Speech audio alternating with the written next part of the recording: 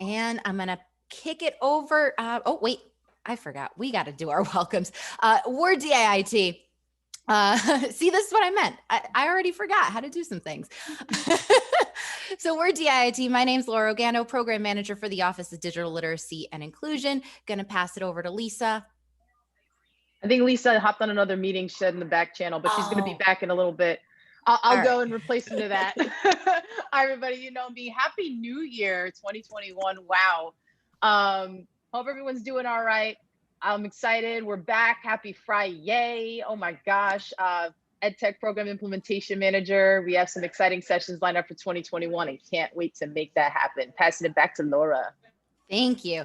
And then as always, gonna shout out my girl Latiqua. Latiqua's in the back channel as per usual, always making sure you get all the links you need. All right. So she's here. Make sure if you haven't done so already, open up the chat. The chat is where it's at, right? We're gonna make sure that you get everything you need today.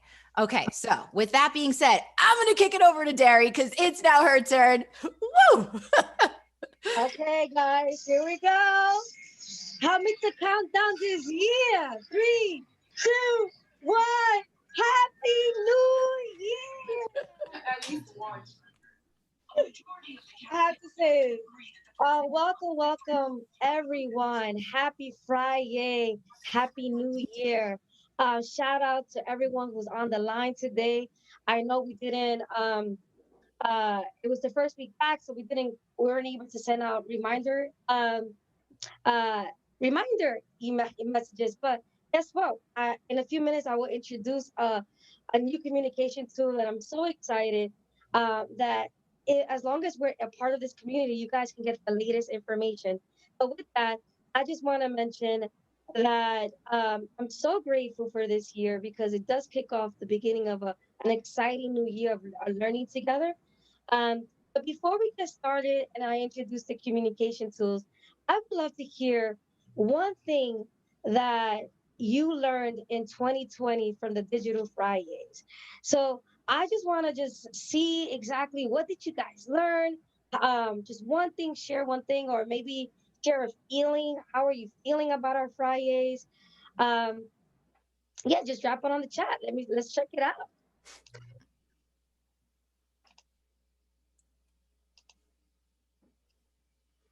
We got Cheryl Levert. Great resources as always. I love it.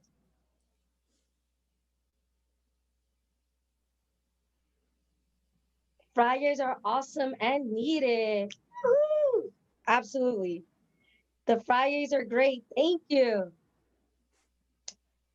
Look forward to Fridays.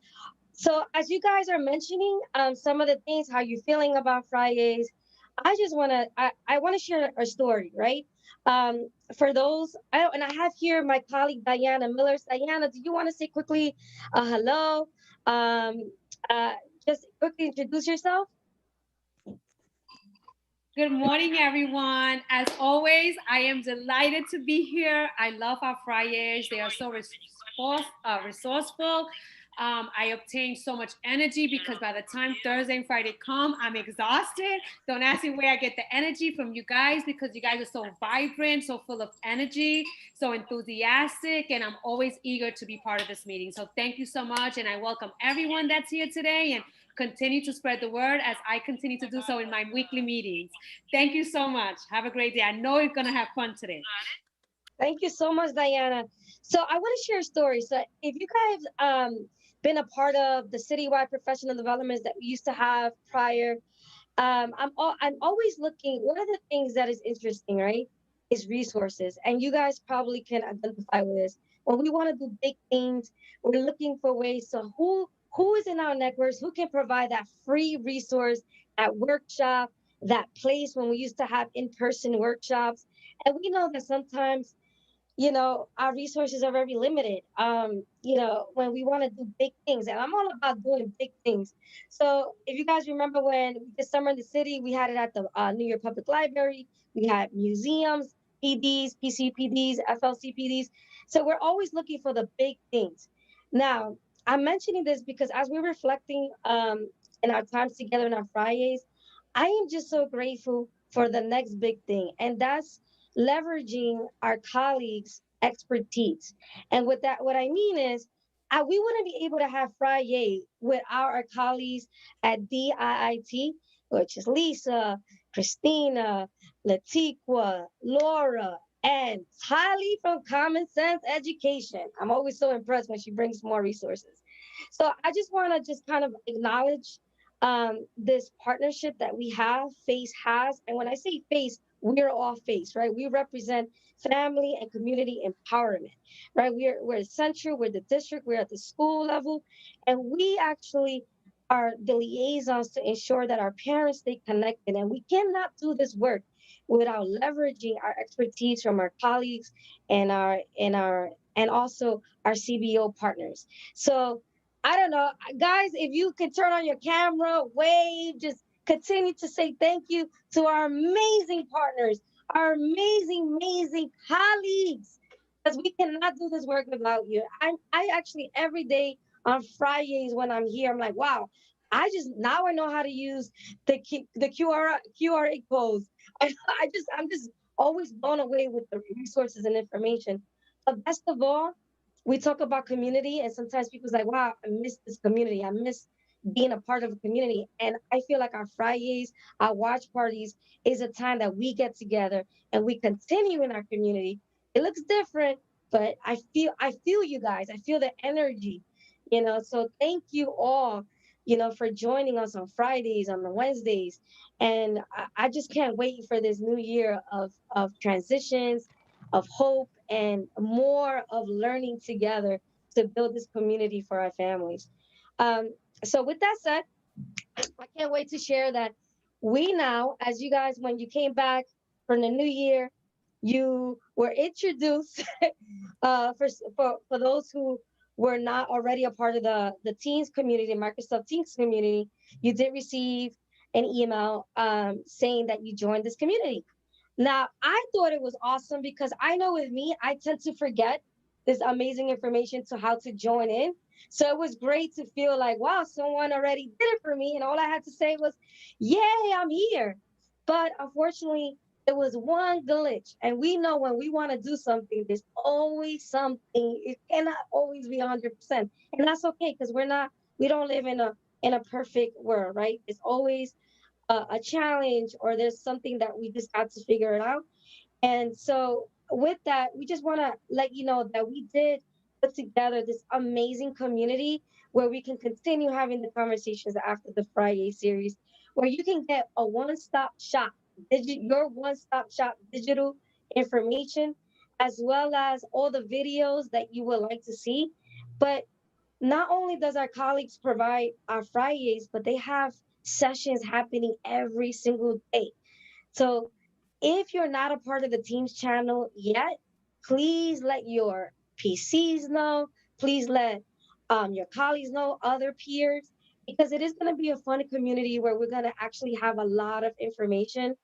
And I know Christina Baez, she led our coffee tech conversation where she answered all the questions we had regarding devices, regarding tech issues at the school level.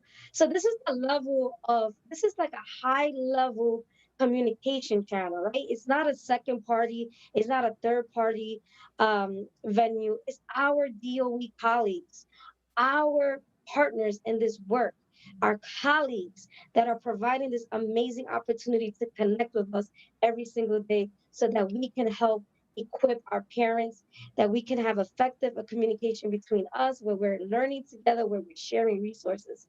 So I actually want to just turn it over to Laura really quickly just to kind of share a little bit more about the Teams channel, because I think it's important for us to really understand like what is this community going to be about, also some community agreements. That it is a positive, it's not spam, everyone. And sorry, my dog is barking. It's not spam. We're not spam. We're actually a community where we're learning, with resources, where we're just kind of like, tag teaming each other of what's happening in today's digital world. So Laura, can you share a little bit more? What are we in for? Absolutely. Thank you, Derry. So for those of you that are unaware, Teams can be used in a variety of ways. In fact, you probably are using Teams as part of the Office 365 package to communicate with your colleagues. But within the Microsoft Teams, you can create teams of people. And we created one actually a while ago. This is not a new team. It's been around for over a year. We just happened to add a lot of folks in because we constantly get the request of like, wait, add me. I don't know where the link to the meeting is, or I want that resource. I want this, I want that. And so it's, like Derry said, a one-stop shop for you. So we understand that, you came back and some of you, you may have been a little dismayed because you saw your inbox, January 4th and you were like, that's a lot of emails. But we've actually, because of this experience, we've actually gone ahead and turned some of those features off. It was actually a good thing kind of that this happened in a way, because it allowed us to see some features that we needed and some features that we needed to turn off. So we've been working with the folks at Microsoft so that you don't get the clutter, because we absolutely get it. We're all about those New Year's resolutions, keeping 2021 free of the clutter, the drama, the nonsense. So you should not get any more of those welcome emails. You're not going to see it in your inbox. We've gone ahead and turned that feature off. And we're working with our Microsoft partners to make sure that the Teams experience is a positive one, because you don't need another thing to stress you out. But as Derry was saying, this community is meant to be a back and forth. And I think that's the difference with a community and Teams, is that it's not just us giving you information. You as members of the team can then also post in the feed. You can share, you can ask questions, you can tag other folks. So please feel free to use it as a place to kind of get that information. We have a lot of other teams that we're part of, Spock teams. We have our partner trainers. We have all sorts of different teams that we're part of that have been very positive communities. And you don't have to wait until Friday, right? Like, I think that's the other thing too, is like, we meet on Friday, but what if you have a question on Tuesday, right? What if you're wondering about something, randomly on a Monday morning, you get in a question, you're like, wait, I think the folks at DIIT would know this, or like this was presented at an information session. I wonder if I can like figure this out. Why should I have to wait till Friday? Well, you don't. So that is what the Teams channel is all about. It's about us connecting with each other. So please feel free to use it. We're going to, I think, because of all this, we're going to put together some training. So look for that in the coming days. We'll kind of do a more robust, like how to use it, how to really make sure, just like we did with Zoom, how to make sure that you're using the most out of this platform. And that way, we can all learn and grow together. That's what this is about. We're not trying to spam each other. We're not trying to clutter each other's inboxes. That's not what this is. This is all about positivity, because we don't need none of that other stuff for 2021. This week has proven that for sure. So thank you so much, Laura. And one last thing, I just want to just give you guys a shout out. Thank you guys for continue to follow us on Fridays. For the FLCs who are in the house and the FSCs, make sure you just, if you want, we can send you the talking points. We're going to actually have a blurb on the end of the week wrap-up email. Once again, reminding everyone about the team channel. I know that we sent communication out in the past, but it happens. We sort of forget because we receive so much communication. But look out for the end of the week wrap-up email. It's going to have a blurb. If you can kindly share that with other PCs, because I really believe that this is an amazing community that we can stay connected, and we can actually even send out the latest updates from FACE regarding events for parents and also upcoming trainings. So thank you guys. Help us to build this community. Also, if you have any any ideas or suggestion on how we can make this community 2.0, please let us know. Send me an email, send Laura email. Happy to take all the emails for suggestions. And we also are going to have, I think we do have that. I'm sorry. We have an FLC and FSC team channel that we can connect. We can drop it in the link on the chat a little bit later during the session, so that we can have sort of another conversation regarding some district opportunities. So thank you guys. Laura, I'm turning it back over to you. If you have any questions, we are here for you.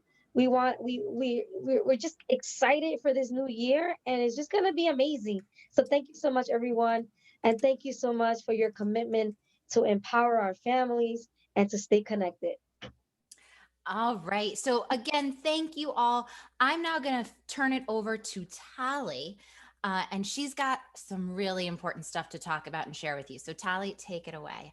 Great. Thanks so much, Lauren. It's great to see you all here. I just have to give my weekly shout out to Mrs. Shamana, my former parent coordinator when I was teaching, and Miss Pamela, my kids' parent coordinator. So thank you and Happy New Year, everyone. If you don't mind going to the next slide, Laura, I wanted, oops. This has obviously been a really tough week, and I just wanted to share an article that Common Sense put out. Thanks for opening it, and we'll put it in the chat to the link. But this really breaks down how to talk to kids about the violence. You can see at the top, it's possible to see this in Spanish as well.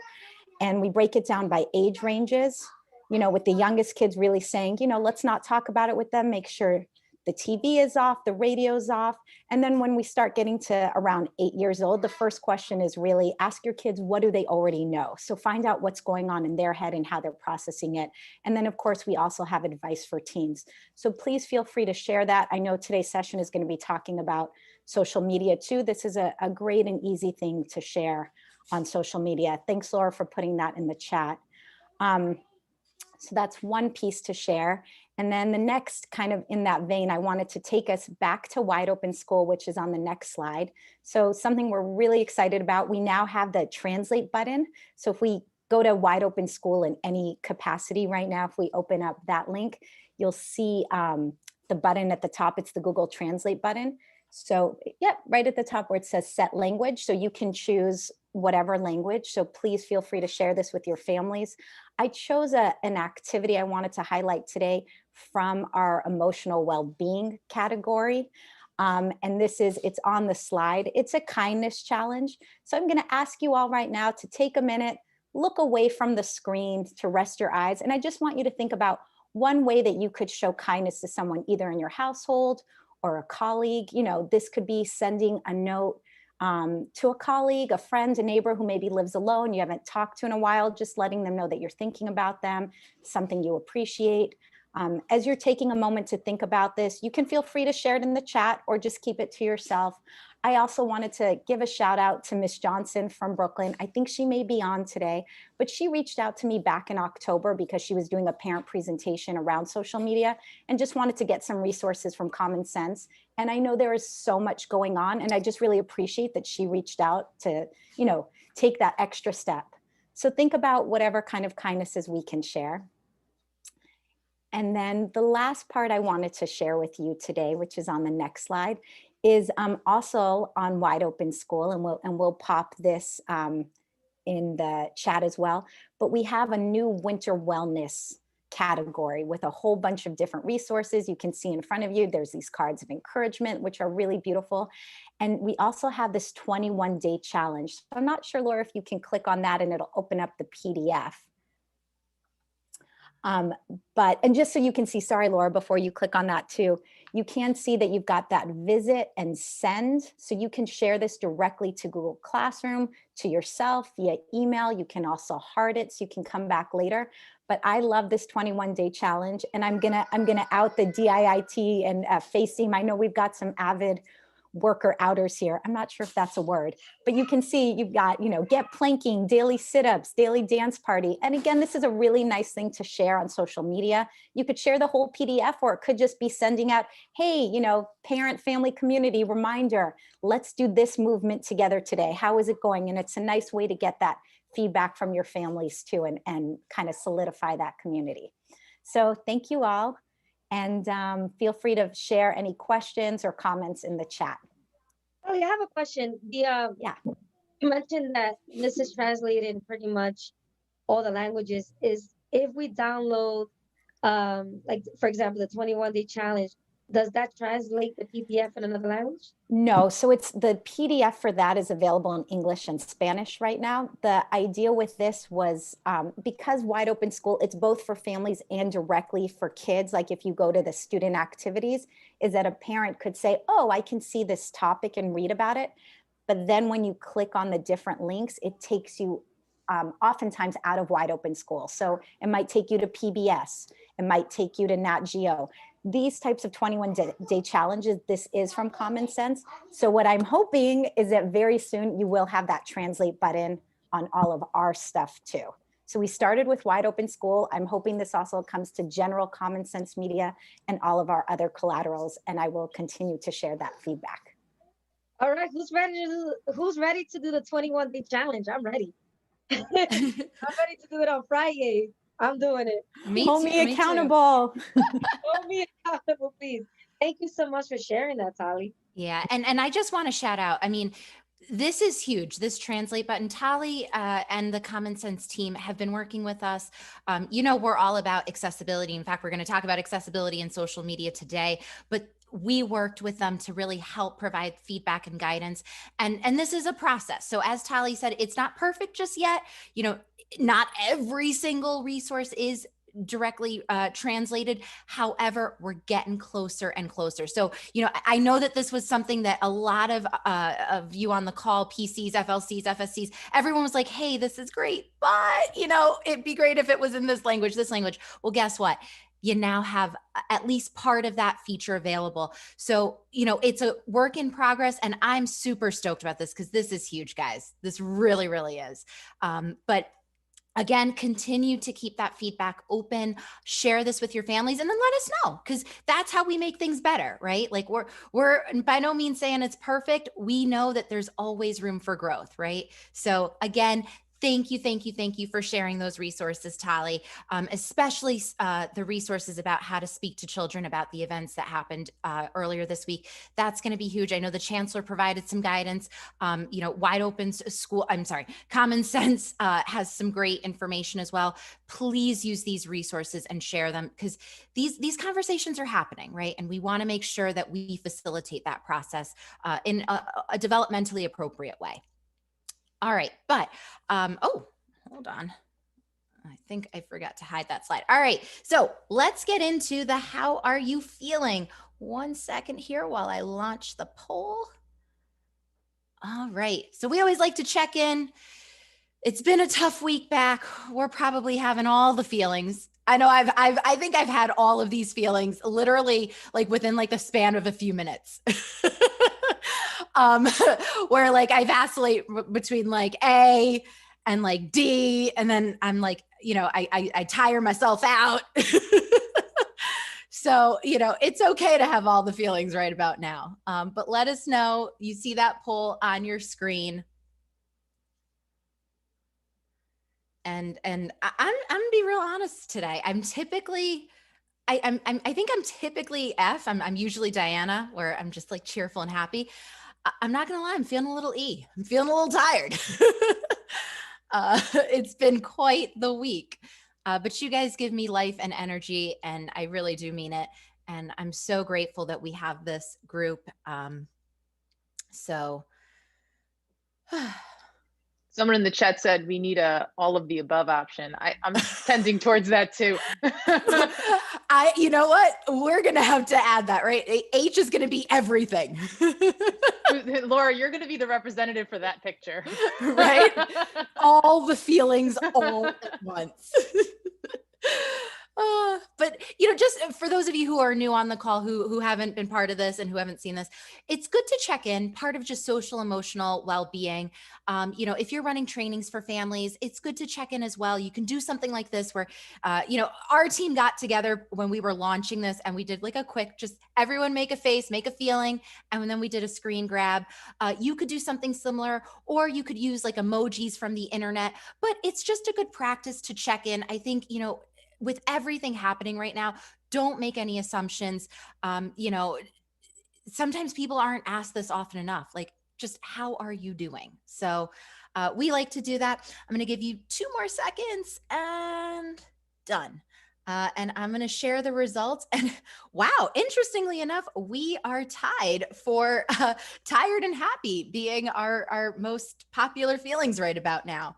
And I guess I'm right there with you. I'm tired because it's been a week, but I'm happy because I'm here with you guys. And like I said, you really do give me life.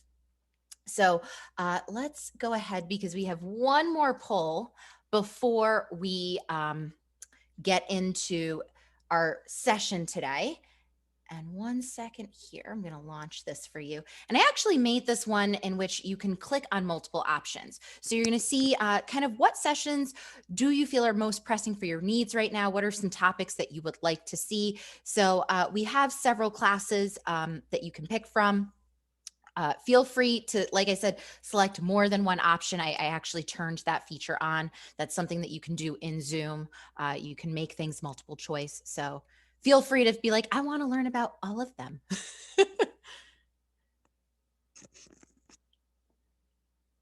And if there's something you're not seeing, you know, you've got some options in there, but if there's something that you're not seeing that you really, really want support in, feel free to drop it in the chat.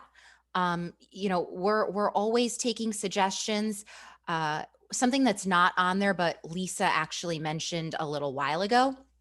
We are in development with Microsoft, and we are going to put together a series of classes devoted to translation tools and how to make the use of our translation tools. So feel free to you can put that in the chat, but know that that's something we've got in the works. And like I said before, I think, you know, one of the things that we'll be doing soon is that we are going to do some training on how to use Microsoft Teams and how to use some of the features of the Office 365 package, because, you know, we are using it, right? And we want to make sure that we're making the most of it. So I'll give you about 10 more seconds because I want to get into accessible social media.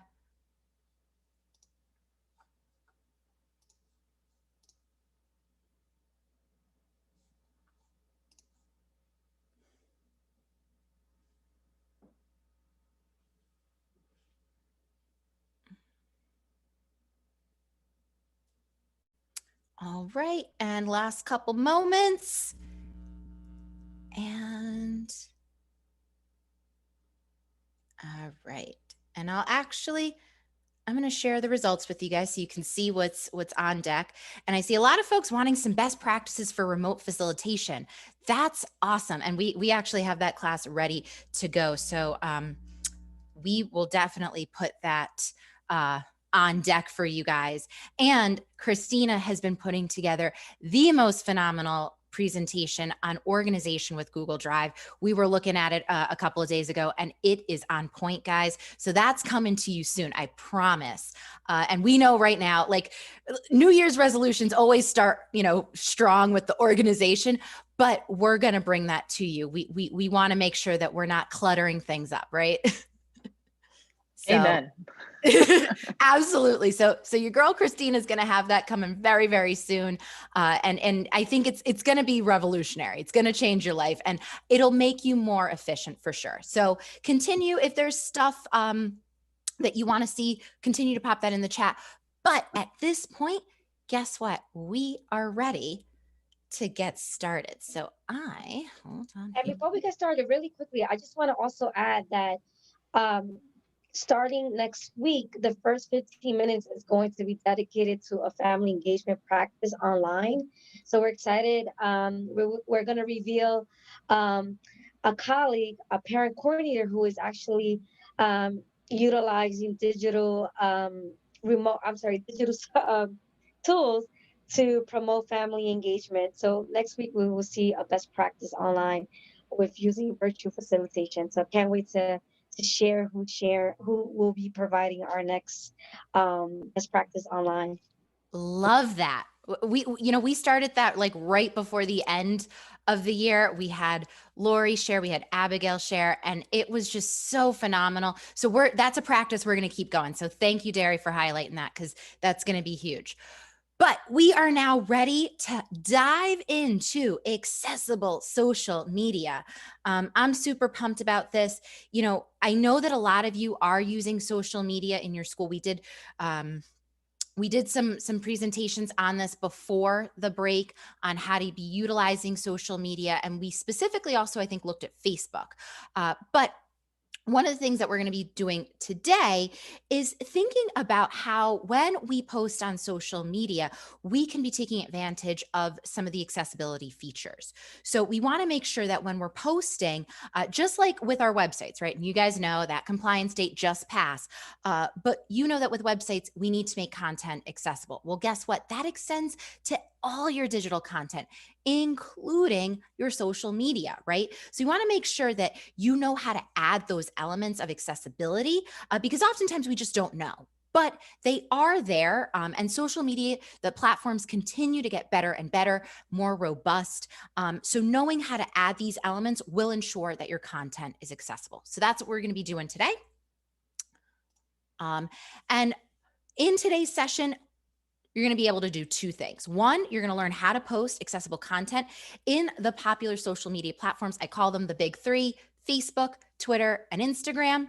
And then we're also going to have you share an accessible social media post in the platform of your choosing. So that's our goal today. We know that a lot of you do happen to manage your school's social media account. So hopefully you can do it from your school account. But if not, you are certainly welcome to practice it in your own personal account, because this should be a goal for 2021. Anytime you're posting on social media, whether it's on an official basis or capacity as, you know, the parent coordinator, FSC, FLC of your school or your district, it should be accessible, but also just when you're using it on your own, right? Strive to make this a goal for 2021. And as you can see, my GIF is saying, you can do it. All right, so we're going to show you how. So what is accessible social media, right? What does that actually mean? So accessible social media is defined as media that can be accessed by those with disabilities, but also can be accessed by those who speak languages other than English. And you guys know, you get it. You are constantly, asking about making sure that your content is available in other languages, right? That it can be accessed by those who speak a language other than English. So very, very important that we address that with our social media as well. So why is this important? I kind of just told you, but yeah, we need to make sure that our families who speak that other language, which is 50%, right? That's half of our families. But we also need to understand that a lot of our social media platforms don't have accurate accessibility built in. They're getting there, and it's a changing and evolving process. But accessibility is really like this next push in the tech world. And so a lot of these platforms are really upping their game, but it may not feel intuitive, right? So we're going to learn how to kind of make use of those features and what steps we need to ensure so that everyone can access our posts, right? Because knowledge is power. We keep saying that. But if your community can't actually view it, they can't see it, they can't interact with it, it's like it doesn't exist to them. So we're going to make sure that we know what we need to do in order to make it happen. So I want to read a quote from Stella Young. She was actually born with osteogenesis imperfecta and used a wheelchair for most of her life. At the age of 14, which I thought this was so interesting, she audited the accessibility of Main Street businesses of her hometown. And for those of you who don't know, she is an Australian, or I should say she was. She died in 2014, but she was an Australian comedian, journalist, and disability rights activist. And what she said was, my disability exists not because I use a wheelchair, but because the broader environment isn't accessible, right? So I just want us to think about this for a second and really shift our perspective. We oftentimes think about those with disabilities as like, that's the thing that makes you disabled, but that's not true, right? It's the environment that kind of puts it on you. If we build a more accessible environment, then you don't necessarily have an obstacle, right? You're not burdened by a disability. You still have access. And so that's what we're trying to do here. So kind of shift our perspective and really understand that this is about access for everyone. Another really important figure in the advocacy world is Haben Girma. So if you don't know about Haben, both her parents are Eritrean immigrants. She lost her vision and hearing as a result of an unknown progressive condition beginning in her early childhood. And she currently now only has 1% of her vision left. She actually ended up graduating from Harvard Law School, earning her Juris Doctor in 2013. And Gurma says that she became a lawyer in part to help increase access to books and other digital information for persons with disabilities. And in August of 2019, she released a memoir called Haben, the Deaf-Blind Woman Who Conquered Harvard Law. So she is absolutely amazing. And she recently posted in Facebook about kind of a New Year's resolution. So I want to actually open this up so that you can see it. I'll read it for you as well. But just again, highlighting the need, okay, for more accessible social media. So she writes, most photos on Facebook lack descriptions, excluding blind people like myself from conversations and critical information.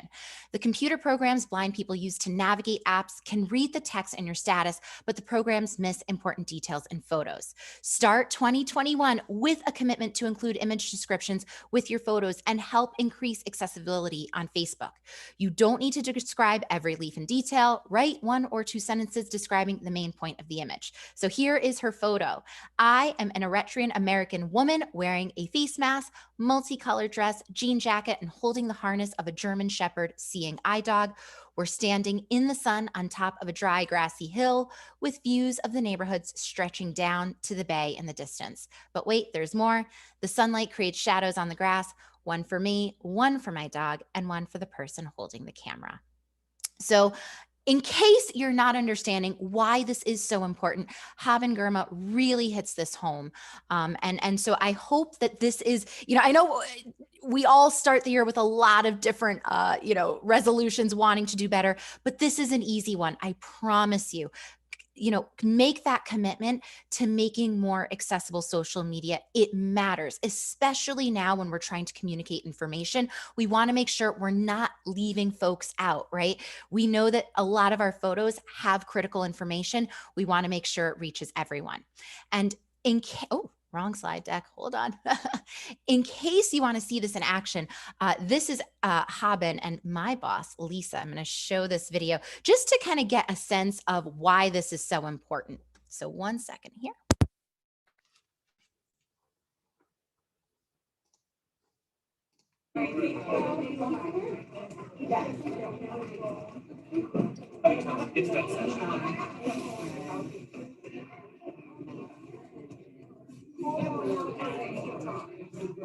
Okay.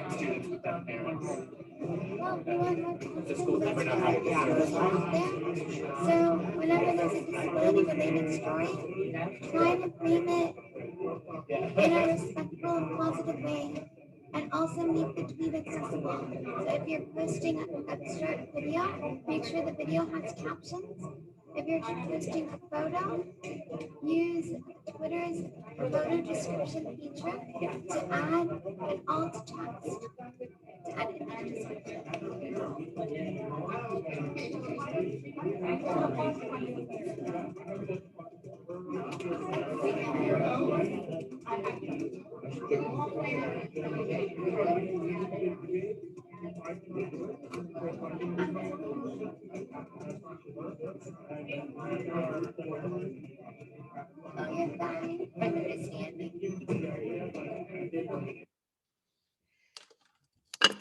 So I like showing that video because one, Haben is just an amazing woman, but it also, hold on here. Whoop, let me get out of here. All right. So it also highlights why accessibility is so important. And you probably realized that even when this video was taking place, right, there's a lot of background noise. So that feature of, having the captions there, it's not just about, someone who maybe can't hear and who needs the captions, right? It's also for folks like us who are going, wait, what? There's a lot of background noise happening. Those captions were super helpful. Because Haben is both deaf and blind, she uses this communication system, and it's super empowering to her. And look at the advice she's giving us. So we're going to get into how to add things like alt text, making sure that you add captions to your videos. But as you can see, this is why we do this work. This is why it matters so much, right? Someone like Haben needs it. And if we're going to post this information on our social media, we want to make sure everyone has access. This also is from Rob Long. So his viral request as a blind Twitter user. So he wrote, I'm a blind Twitter user. There are a lot of us out there. Increase your ability to reach us and help us interact with your pictures. It's really simple and makes a huge difference to our Twitter experience, allowing us to see your images our way. Thanks for the description. So it went viral. I mean, look at what ended up happening. Both Lin-Manuel Miranda, right, and Chelsea Clinton are like, you know what? Thanks for pointing it out. Done and done. So, what are you waiting for? Join the cool kids, right? They're doing the right thing. And so are you guys. All right. So we're going to help you with that today. But I promise you, it's going to make a world of difference to the folks who you want to reach. And maybe you're not like actually understanding that you're not reaching them. All right. Oh, there we go. So what makes social media acceptable? There's 5 kind of big categories that we are going to walk you through today and dive deeper in. So we're going to go over plain language. We're going to go over camel case for hashtags. We're going to talk about image descriptions, also known as alt text. We're going to talk about captioning and audio. And we're also going to talk about some meaningful shortened links. Okay. So these are like, again, when it comes to social media, the 5 really big ones, and we'll talk about each one of these in depth. If you have questions, please, again, pop it into the chat. We want to make sure that you understand how to do this.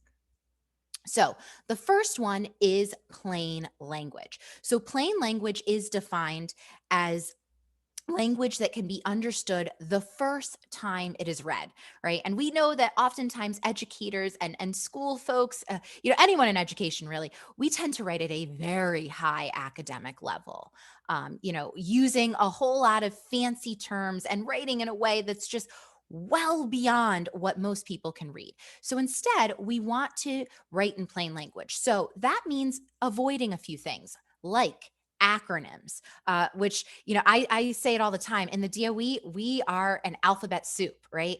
We have an acronym for everything, including DIIT, FACE, right? We have all these acronyms, but it's best to avoid them, especially the first time you're posting content.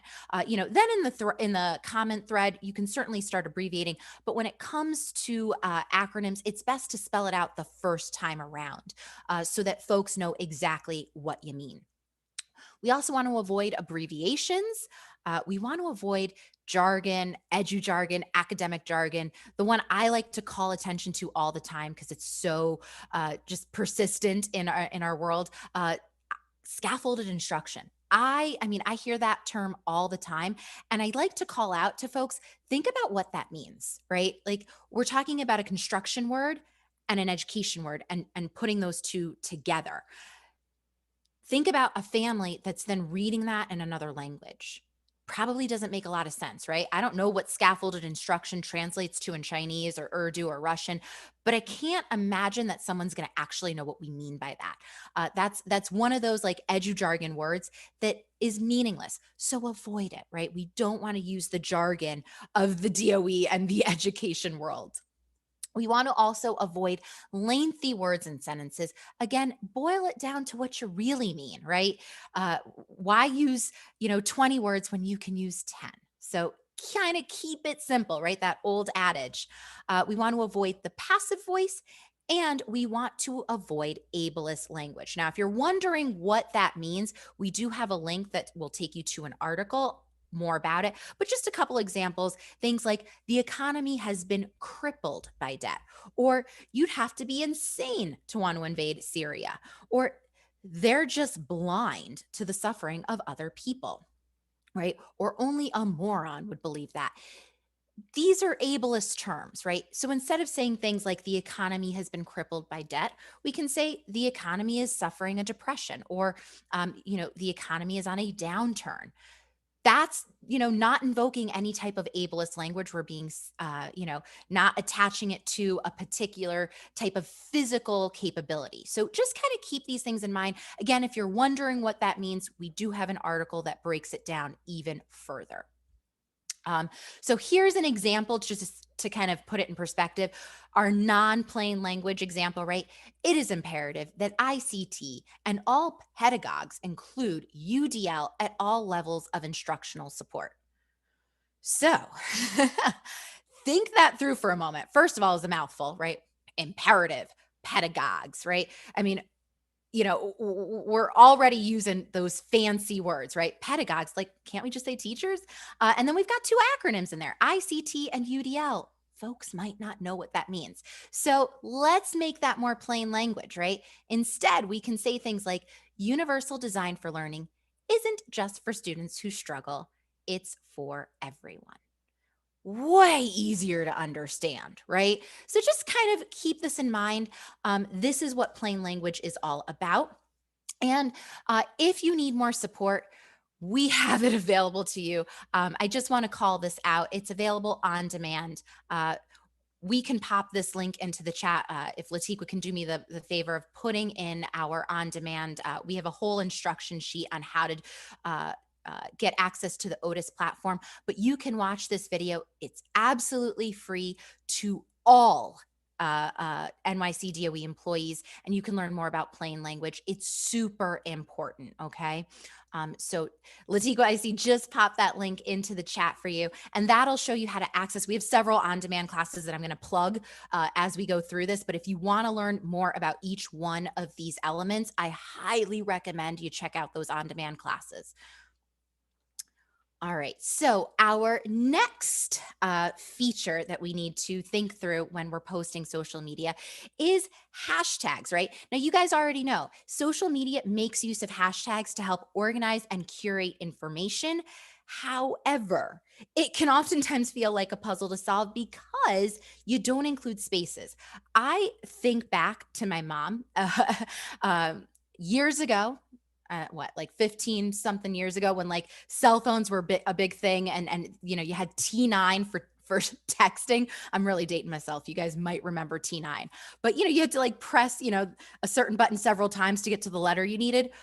Well, my mom did not understand the space button. And so anytime she sent me a text message, it was literally a long string, and it was like a puzzle. It was like, okay, so let's see. I wonder what my mom is trying to say. So that can kind of be the same experience that folks have with hashtags. Sometimes, especially the longer hashtags, doesn't make a whole lot of sense. So we can use something called camel case to make it easier to read. So in order to use camel case, all you need to do is capitalize the first letter of each word in the hashtag. So as you see here with camel case, right, it's written without the space, but the C in camel and the C in case are capitalized, makes it a whole lot easier to read. Now, I do want to point something out because I did this training recently, and someone said, I'm typing in the hashtag, but when you're doing it on a lot of these platforms, it auto generates for you. And the auto generated one doesn't have camel case. That's absolutely correct. So be careful when you're kind of typing in your hashtags and you see like the suggestions pop up or the auto generated feature pop up.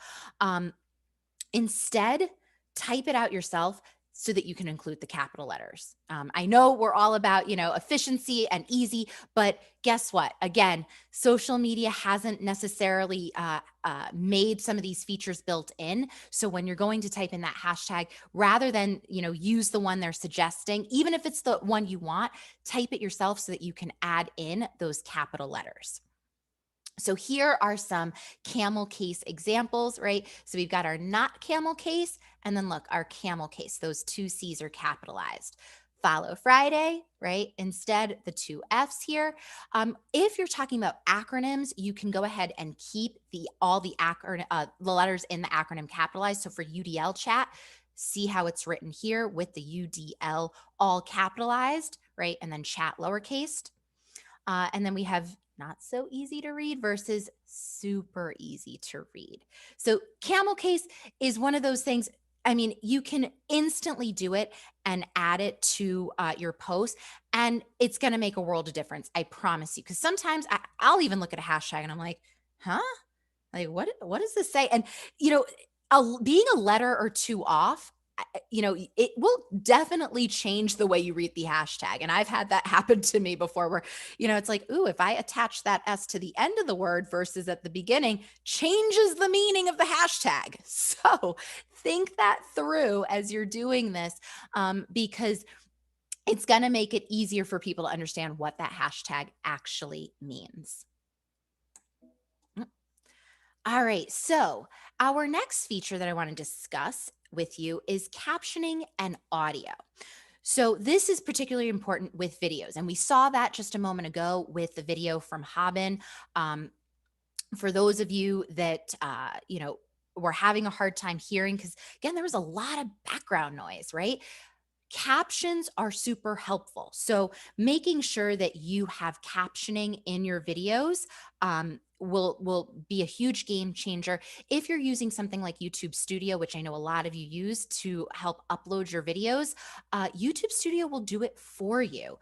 You can add auto captioning and translated auto captioning to your videos. So definitely whenever you're making a video, add that captioning in. A lot of the social media platforms, when you're adding the video directly, say you've got a video on your phone, it's not going to do it for you. But if you put the video through YouTube, use YouTube Studio to add in that captioning, and then take that video from YouTube and post it on your social media, that's the workaround. So basically, utilize YouTube Studio. It's going to make a world of difference for the captioning piece.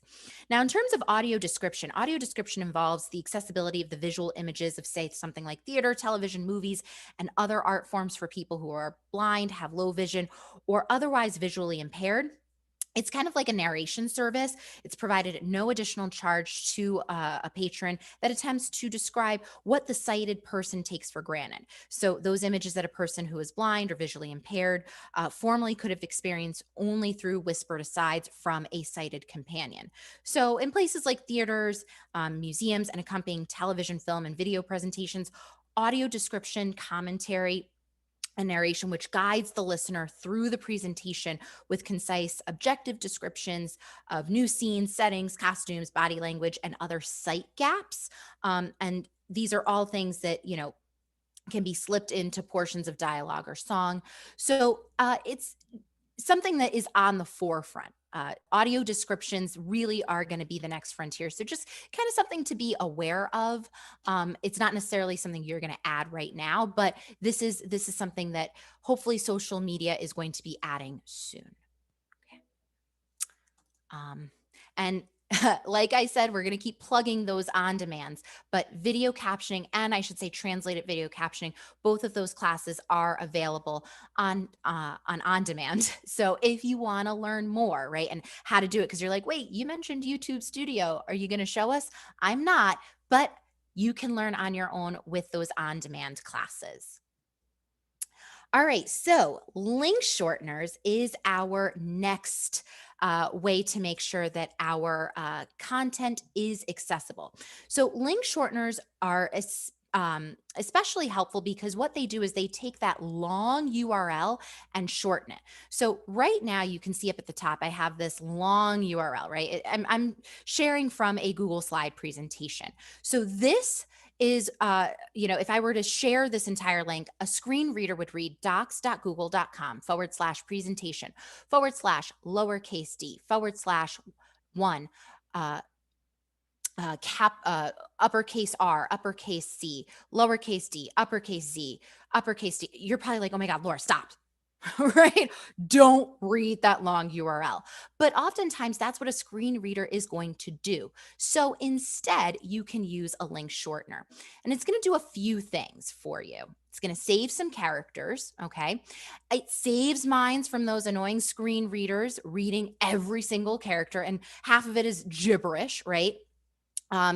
It's also going to make it easier to type into a browser. So no one, if you wanted to access this presentation, no one would sit there and go, okay, wait, let me make sure I type it in just so. No, instead, look at what we've done. We have our link shortener down here, bottom right-hand corner, digin.nyc/A11Y social. If you type that into your browser right now, it's going to get you to this presentation. If you don't believe me, go ahead and try. Link shorteners are especially useful in Twitter where you know that you're limited by characters. So go ahead and use them. And I see someone in the chat. Yep, Wanda, you're talking about Bitly. Guess what? You're already ahead of me. So there's two common link shortener resources that you can use. Which one you use is, up to you. There's benefits to each one. So you've probably heard of TinyURL and you've probably heard of Bitly. I personally like Bitly. I really think that Bitly is just has a more robust platform because of something that I'm going to mention in a moment. But let's first talk about TinyURL. So TinyURL lets you customize your URL. So if you want to change the backend, you can. It's not case sensitive. So that means if you just want it to say, you want the backend to just say, social media presentation, it doesn't matter if you type it in into your browser in capital letters. If you make some capital, some lowercase, it'll still take you to the same place, which means that if you want it to be written in camel case to make it easier for folks to read, you can, but it doesn't mean that if they type it in lowercase, they won't get there. Now, the only thing with TinyURL is that once you create it, it's not editable afterwards because it's a website where you just kind of go in, you make the URL, and you're done. There's no sign in, no nothing. Moving on to Bitly. Bitly's a little different. Bitly, you can create an account with, and I prefer Bitly, and here's why. You create an account. It's absolutely free. I think it's one of those freemiums, so you can certainly pay for it and have the more premium features, but I have a free account and it's doing everything I needed to do just fine. So just like with TinyURL, it does allow you to customize your URL. It is case sensitive though. So if you type something in with a capital letter, when you go to put it into your computer, it must be written in a capital letter. So that's the difference between TinyURL and Bitly. Bitly is case sensitive. Now, because you're logging in, you're going to be able to see the data and the analytics. And this is the reason I particularly like Bitly, is because I've signed in with my account, I've created my shortened URL, and now I can see my clicks. I know how many times it's been clicked. It'll even show you where people are clicking from. I remember I just happened to create one and I saw that someone clicked from Japan, and I was like, well, that's kind of cool. So it allows you to see the data and the analytics. And again, because you're signing in and you're creating an account and therefore you're managing it, it is editable afterwards. So, depending on what you're doing and why you need it, you might want to go with a Bitly. If it's something that you're not planning on changing, you kind of don't care, you need something quick and you need it short, TinyURL.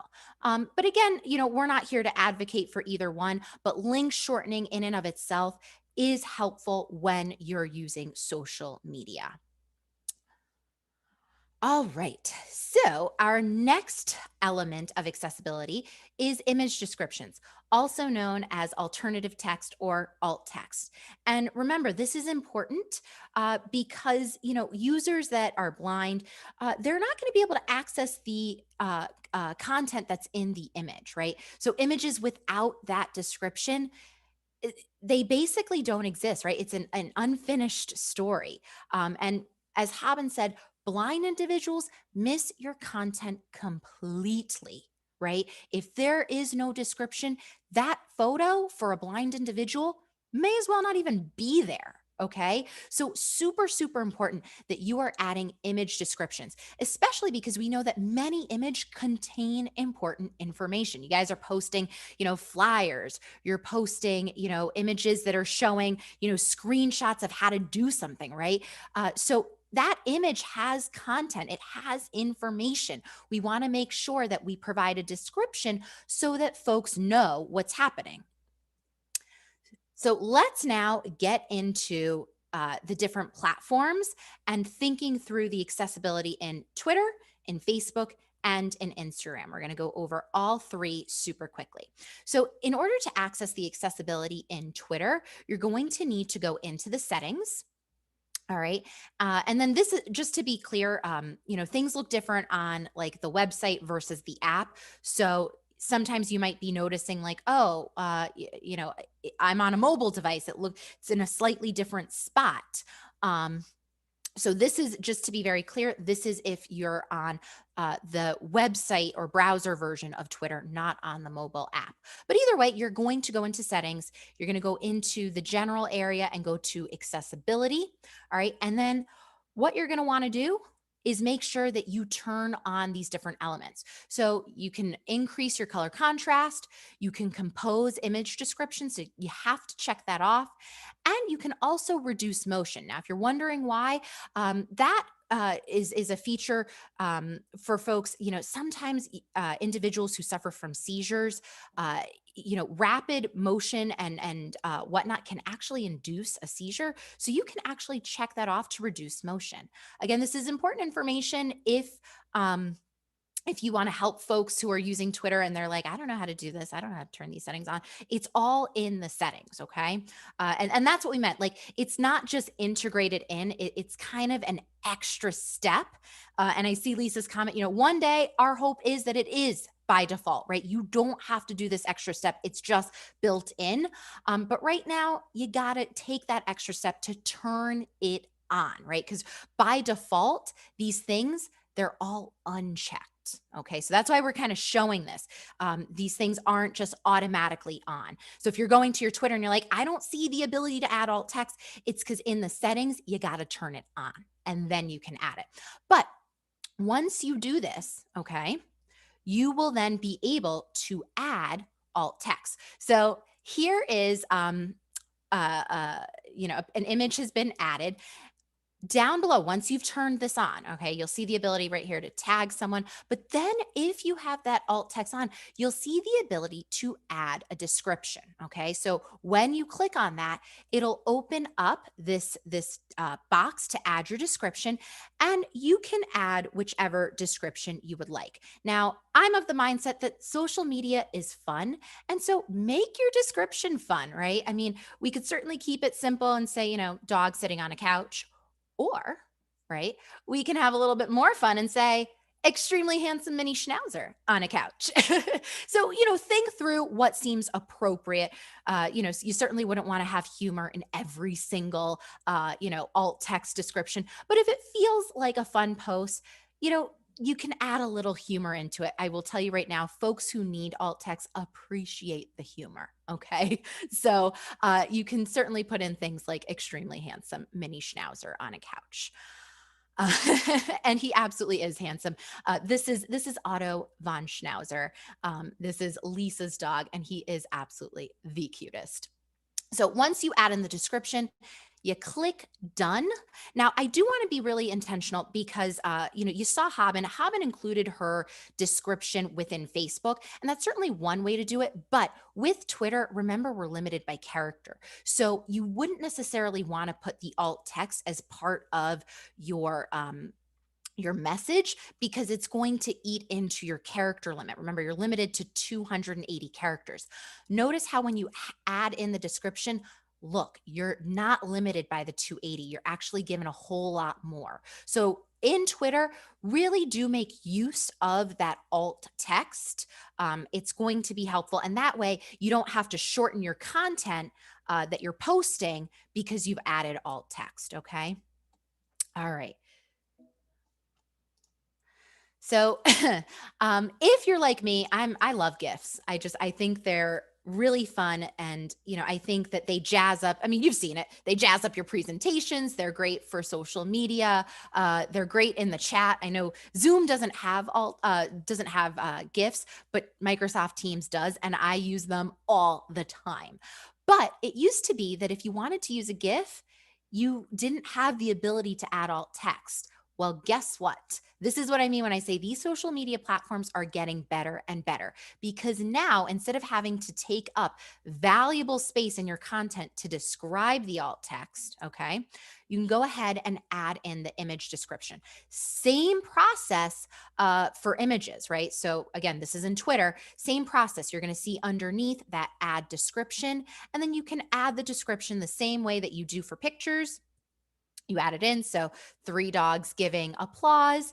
Again, if it feels appropriate, make it funny, but you can add in the description. And when you're done, hit done. And then that gets, that is in there available for those who need it. Okay. Now, I get this question from folks, and I just want to put it out there. If you don't need alt text, you're not going to see alt text. So it's not visible for those who don't need it. But for those who do, they're typically using something called a screen reader, and the screen reader is absolutely going to pick up the alt text and read it for them. So you might be wondering, you hit the done and you're like, where is it? Where's my description? I can't see it.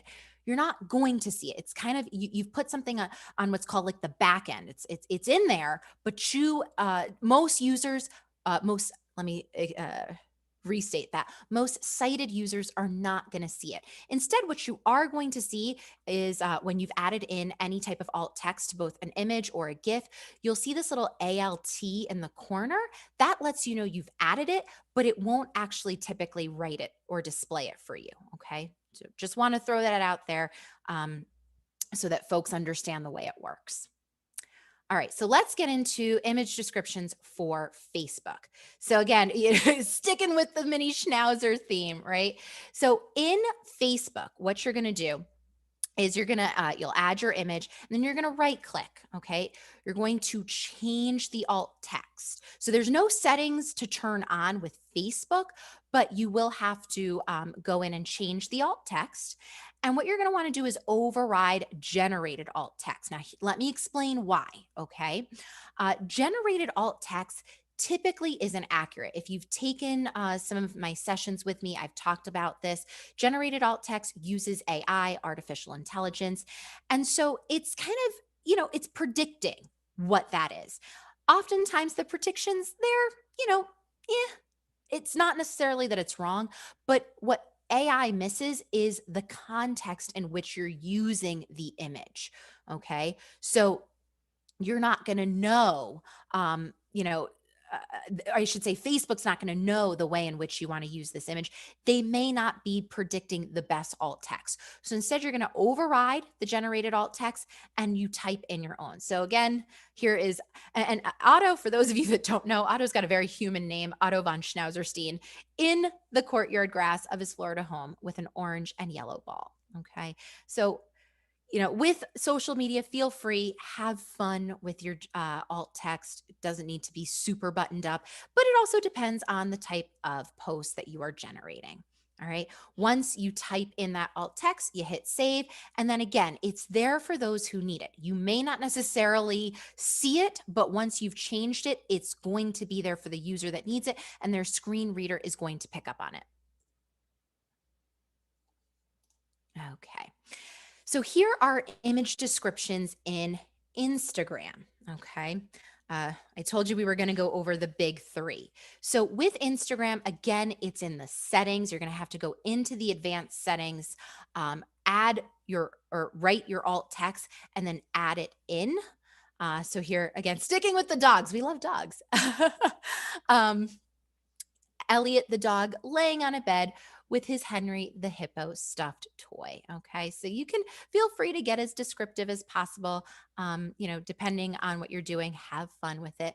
But these are in some of the more advanced settings. So that's sometimes the difference. So if you're wondering where it is and you're having trouble finding it, it's typically not, front and center. Okay, so just keep that in mind.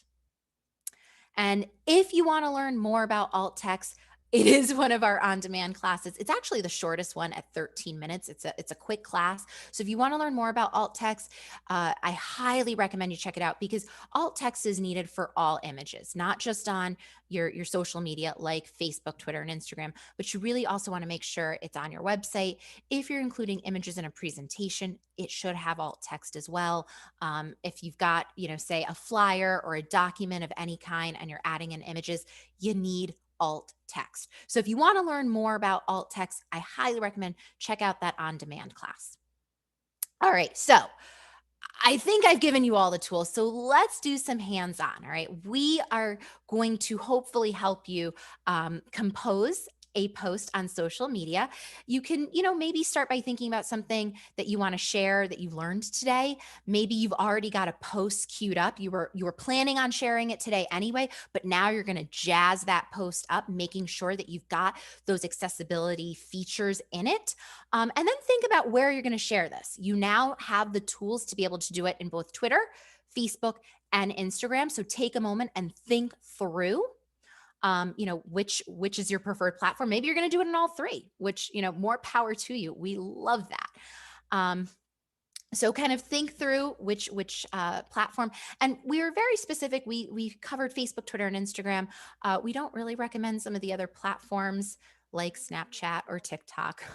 So if you're using those, you should rethink that. Some of them aren't really safe, privacy concerns, especially with TikTok. But kind of keep it to the big three.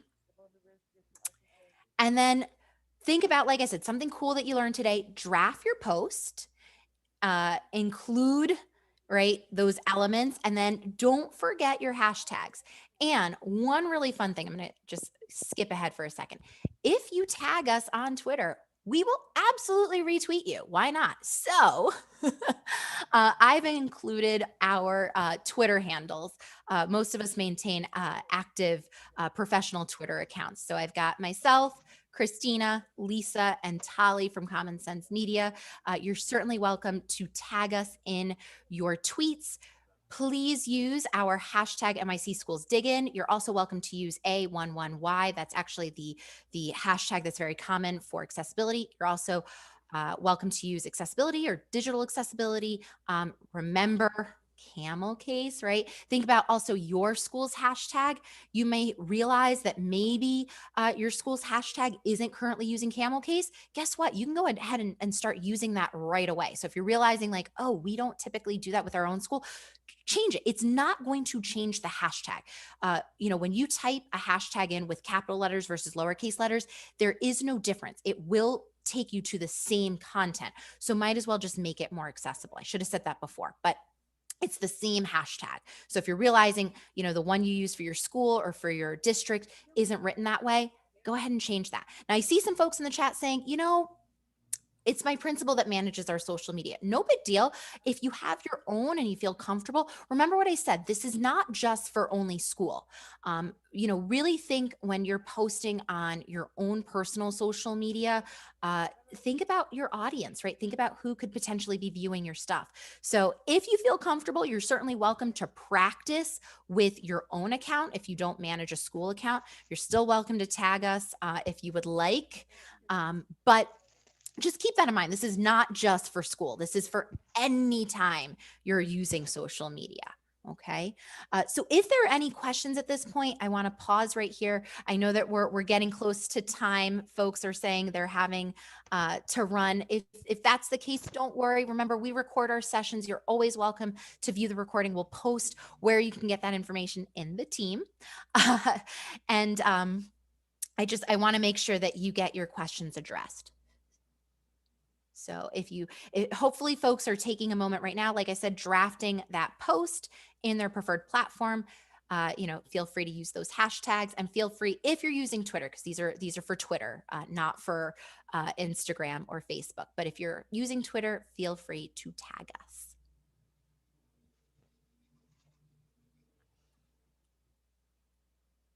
And Tracy, I see your question.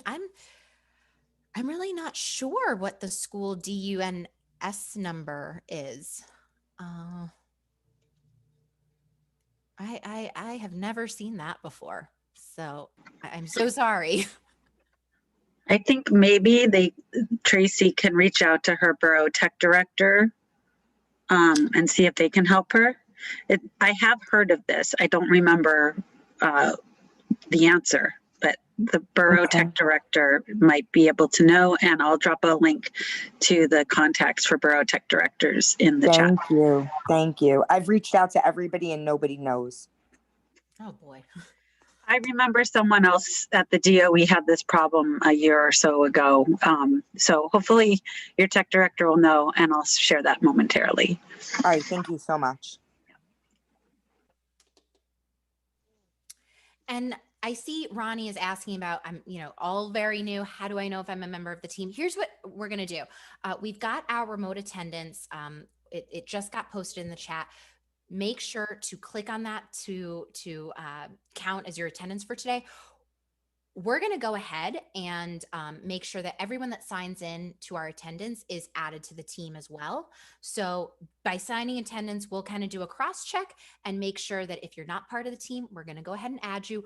Remember, just to reiterate, no one will get a welcome email so that it doesn't clog up your inbox. And once you're added, you'll be able to see what's in the team. And we'll be reposting a lot of the links that were shared today, all of this information. We'll put where you can access the recording, all that good stuff. That's the benefit of the team, right? That's why we want to be using the team. It's a way to get more information. So definitely click that attendance link. We'll keep popping it in because I know that as people add comments, it tends to kind of go up. So we'll every so often repost that attendance link. But this class is called Accessible Social Media, okay?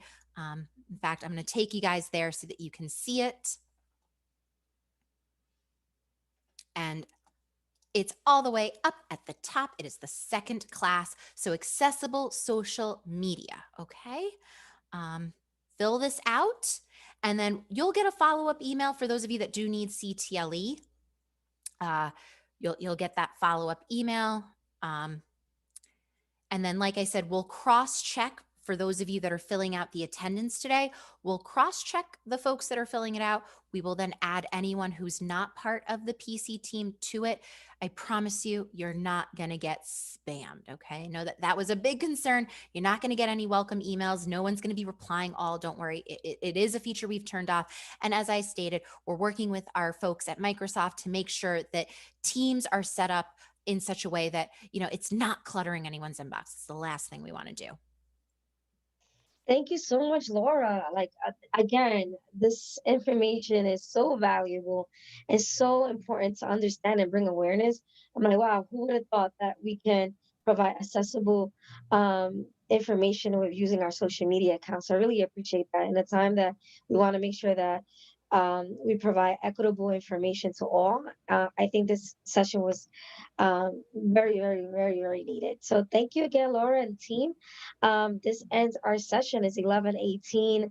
If anyone has any questions, feel free to drop your question on the chat or follow us. Go back to the Parent Coordinator team channel. I know it's called Parent Coordinator. It's for anyone. If you're not a parent coordinator, if you're a teacher, if you're in an AA, if you are just working with families or students and you want that extra support with understanding how to use digital tools, please join us.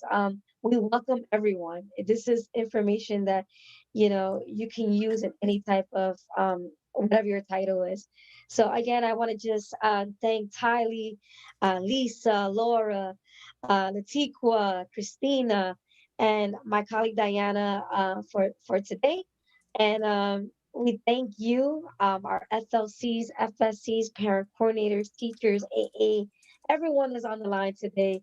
Thank you for joining our first Friday professional development for the beginning of the 2021 school year.